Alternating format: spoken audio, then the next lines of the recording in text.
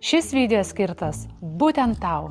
Pasitikrink, kiek sekundžių išlaikysi dėmesį. Greitai besisukantis kadrai, tekstas virš galvos, subtitrai apačioj, muzika fone, garsų efektai, spalvos, zoom in, zoom out ir viskas tam, kad išlaikytume tavo dėmesį. Nes jei nieko nevyksta, tavo smegenys sako, nuobodu.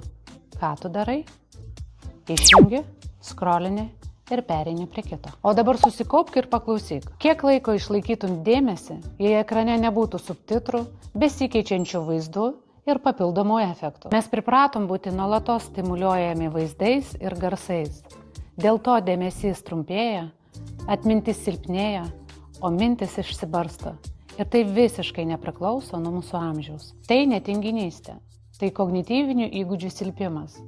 Nes smegenis kaip raumenis, jas ne tik galima, bet ir reikia treniruoti. Gibson testas padeda tiksliai išsiaiškinti, kokius kognityvinius įgūdžius silpnina pastovus skrolinimas bei socialinių medijų naudojimas.